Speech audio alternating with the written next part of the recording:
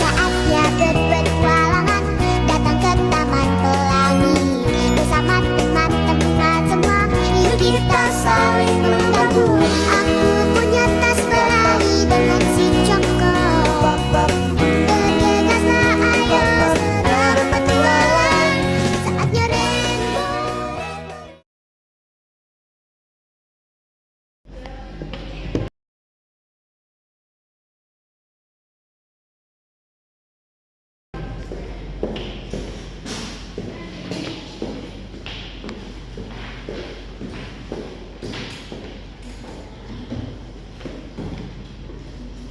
Assalamualaikum warahmatullahi wabarakatuh. Waalaikumsalam warahmatullahi wabarakatuh. Selamat pagi semua.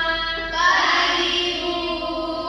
Baik, sebelum kita memulai pembelajaran pada pagi hari ini, alangkah baiknya kita berdoa terlebih dahulu. Baik, untuk Thomas silakan pimpin. Sebelum memulai pelajaran pada hari ini, marilah kita berdoa menurut agama dan kepercayaan masing-masing. Doa mulai.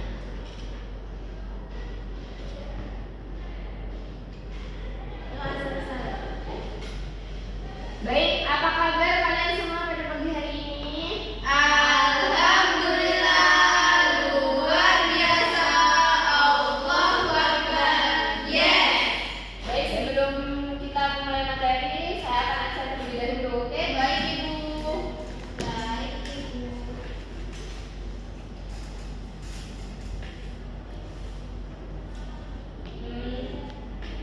Giska, Hadir. Aura, Laili, Ada, Bu. Agustin, Hadir. Chandrika, Hadir. Alfian, Izin. Amanda. Seperti yang telah saya katakan ya, untuk pertemuan pada pagi ini saya akan mengisi materi mengenai gaya gesek. Mungkin kalian ada yang tahu apa itu gaya gesek? Saya tahu, saya tahu. Ayo Giska. Nah, menurut saya gaya gesek muncul akibat interaksi permukaan dua benda yang saling bersentuhan dan cenderung menghambat gerak relatif di antara keduanya, Bu. Chandrika. Ayo Chandrika, apa Chandrika? Gaya gesek itu merupakan arah yang berlawanan dari dua benda yang bersentuhan. Ya, mungkin ada lagi? Ya, Agustin. Gaya gesek merupakan gaya yang ditimbulkan oleh permukaan benda yang saling bergesekan. Ya, semuanya sudah benar. Jadi gaya gesek adalah gaya yang melawan arah gerak benda. Jadi di sini Ibu akan menyajikan sebuah PPT ya. Silahkan kalian simak ya. Baik, Bu. Baik, apa itu gaya gesek? Gaya gesek adalah gaya yang muncul akibat interaksi permukaan dua benda yang saling bersentuhan. Nah, cenderung menghambat gerak relatif di antara keduanya. Benda-benda yang dimaksud di sini tidak hanya benda padat, melainkan bisa cair ataupun gas. Nah, gaya gesek dibagi menjadi dua bagian, yaitu gaya gesek statis dan gaya gesek kinetis. Di mana gaya gesek statis ini merupakan gaya yang bekerja pada benda diam untuk mencegah bergerak ketika benda lainnya mencoba menggerakkannya. Untuk gaya gesek kinetik yaitu gaya gesek yang terjadi ketika kedua permukaan benda bergerak saling melawan.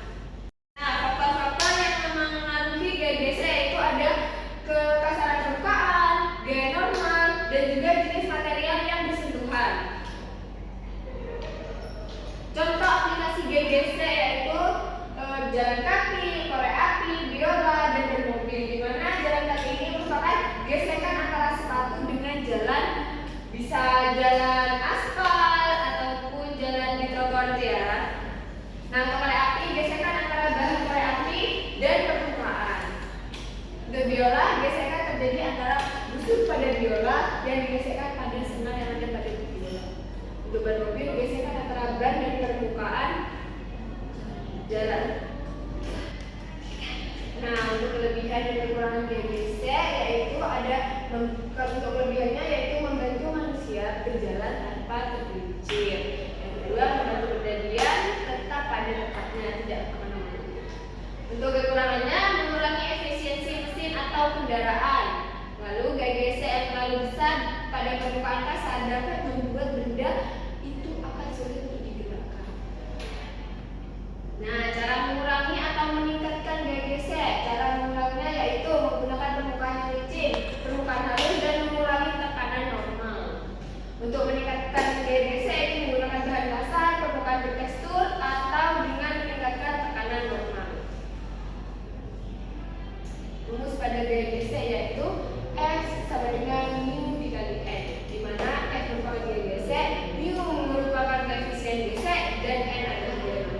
Dari penjelasan BPT yang sudah saya paparkan, mungkin dari kalian ada yang mau ditanyakan atau memberi tambahan?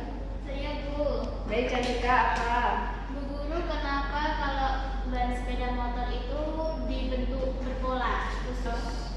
Nah, pertanyaan yang bagus. Jadi, ban kendaraan dibuat dengan pola khusus seperti alur dan ukiran itu untuk meningkatkan daya gesek antara ban dengan permukaan jalan. Pola ini membantu mengurangi aquaplaning dan juga meningkatkan cengkraman. Pola pada ban tidak hanya meningkatkan keselamatan, tetapi juga efisien kendaraan di berbagai kondisi jalan seperti jalanan berhujan, jalanan aspal, dan juga jalanan bersalju. Jadi karena kalian sudah mengerti pengertian dasar mengenai gaya gesek, saya akan membuat kelompok diskusi untuk mendiskusikan tugas yang akan saya berikan kepada kalian. Kelompoknya pilih sendiri atau dipilihkan, Bu? Kelompoknya akan saya pilih ya, agar tidak saling iri dan benci. Oke? Baik, Saya ngomong sama Nurul Bu. Baik, untuk Cantika dengan Giska, Agustin dengan Aini, Laili, Uni dengan Aura. Silakan membentuk kelompok. Ya, baik, Bu. Siapa yang di kelompok 1? Saya Bu kelompok 1. Siapa yang menjadi kelompok 2? Ayo kelompok 2. Ya. Kelompok 3. Iya.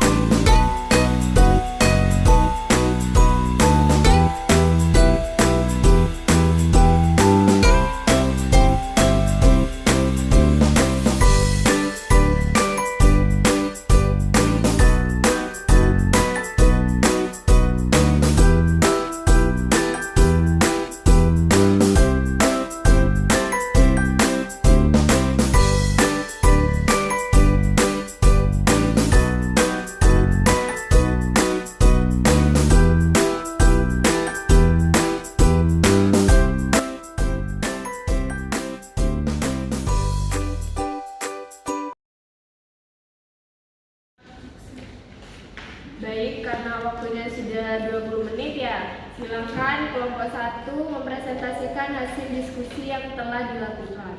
Baik, Bu.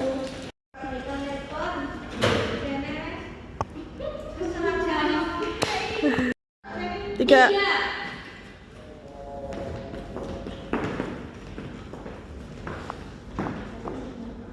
Assalamualaikum warahmatullahi wabarakatuh. Waalaikumsalam warahmatullahi wabarakatuh.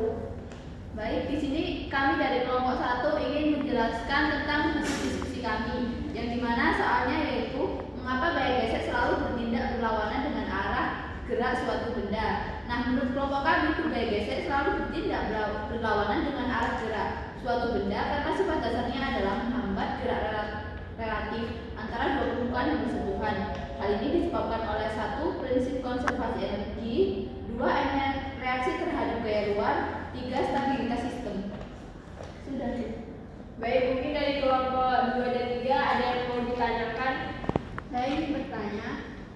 Ya, Baik, saya ingin bertanya mengenai tadi disebutkan bahwasanya ada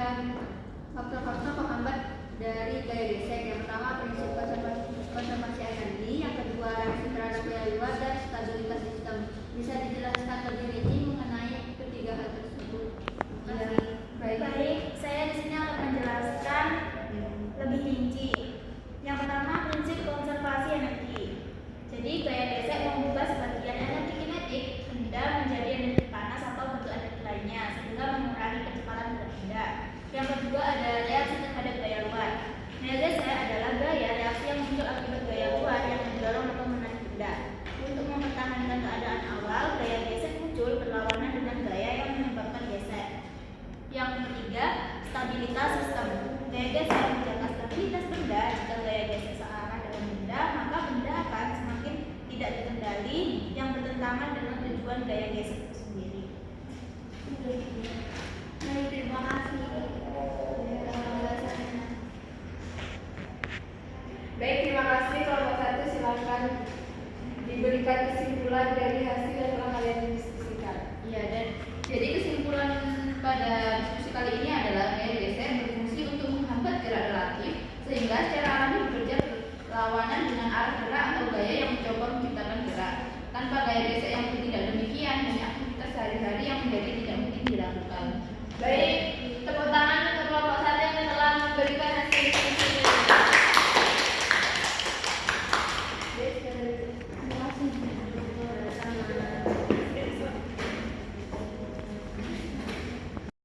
Selanjutnya itu kelompok 2 silakan maju ke depan dan memberikan penjelasan mengenai hasil diskusi yang telah dilakukan. Baik, di sini kami dari kelompok 2 akan mempresentasikan mengenai hasil diskusi kami yang mana soal dari kelompok 2 yaitu bagaimana pengaruh kekasaran permukaan terhadap besar gaya gesek. Hasil diskusi kami yaitu kekasaran permukaan memiliki pengaruh langsung terhadap besar gaya gesek. Berikut adalah penjelasannya. Yang pertama, kekasaran meningkatkan gaya gesek.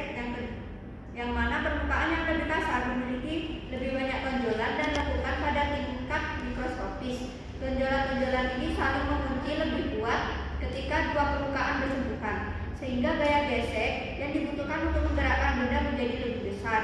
Yang kedua, permukaan halus mengurangi gaya gesek, yang mana permukaan yang halus memiliki lebih banyak hambatan mikroskopis. Karena itu, benda dapat bergerak lebih mudah dengan gaya gesek yang lebih kecil. Yang ketiga, hubungan dengan koefisien gesek, yang mana tingkat kekasaran mempengaruhi koefisien gesek, yaitu ukuran kuantitatif besar gaya gesek antara dua permukaan. Semakin kasar permukaan, semakin besar nilai koefisien gesek dan sebaliknya. Baik, itu saja dari kelompok 2. Mungkin ada yang mau bertanya dari kelompok 1 atau kelompok 2. Maaf, dari kelompok 1. Ya.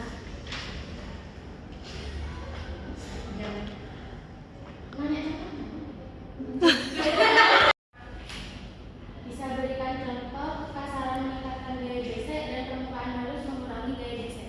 Baik, untuk contohnya dari kekasaran meningkatkan gaya gesek yaitu permukaan berpasir menciptakan gaya gesek lebih besar dibandingkan permukaan yang halus seperti lantai keramik. Dan untuk contoh permukaan halus mengurangi gaya gesek yaitu pelumas digunakan untuk menghaluskan permukaan mesin sehingga mengurangi gaya gesek. Mungkin itu saja. Apa bisa diterima? Bisa. Baik, silakan kelompok 2 memberikan kesimpulan hasil diskusi yang telah dilakukan. Baik, kesimpulan dari kelompok 2 yaitu tingkat kekasaran mempengaruhi koefisien gesek, yaitu ukuran kuantitatif besar gaya gesek antara dua permukaan. Semakin kasar permukaan, maka semakin besar nilai koefisien gesek dan juga sebaliknya.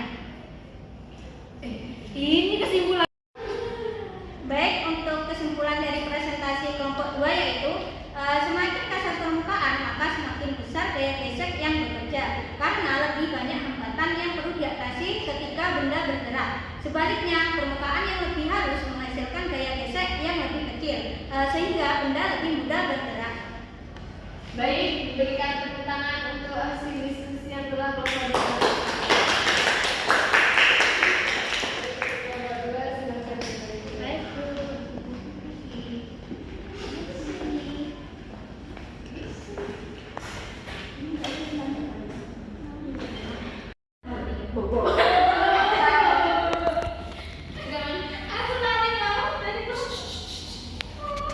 Baik, untuk kelompok terakhir silakan maju ke depan mempresentasikan hasil diskusi yang telah dilakukan oleh kelompok.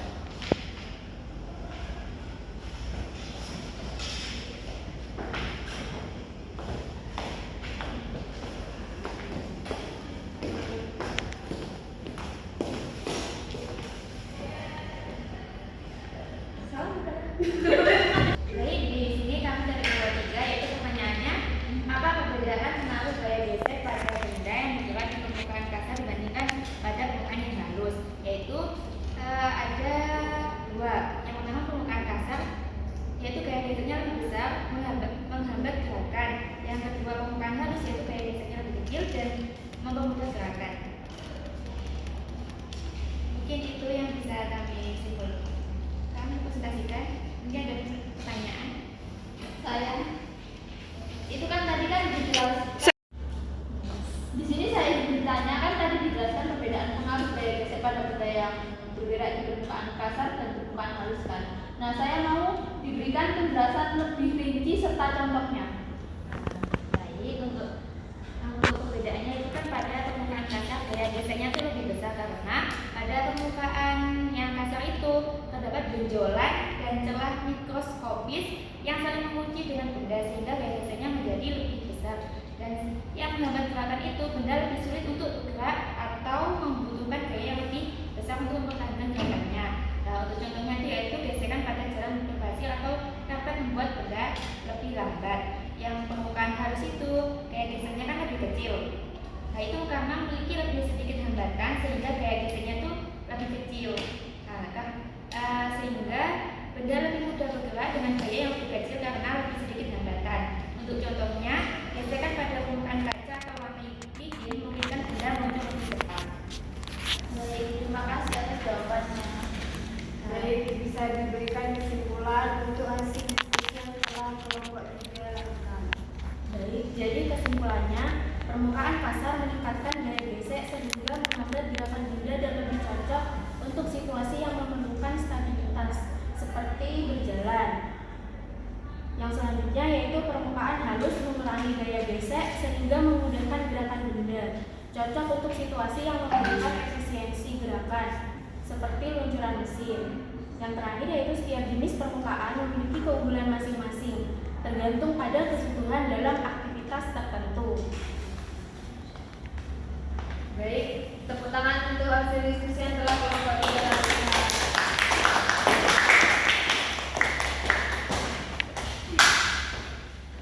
Dari hasil diskusi yang telah kalian semua lakukan, maka dapat disimpulkan bahwasannya gaya gesek adalah gaya yang melawan gerakan relatif antara dua permukaan yang saling bersentuhan.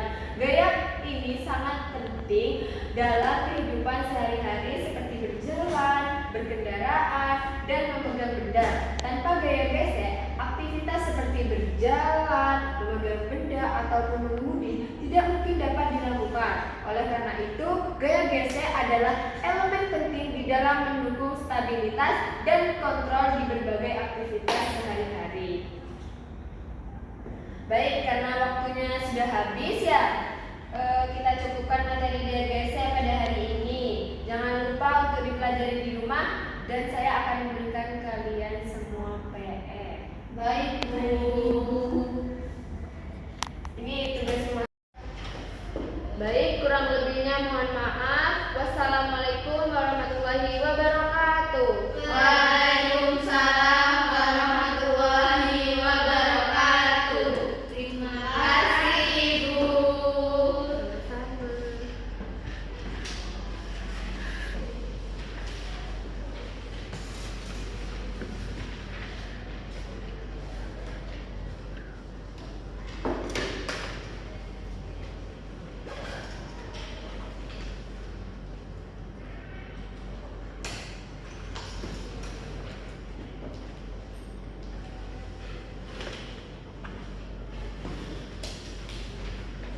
Selamat pagi semua.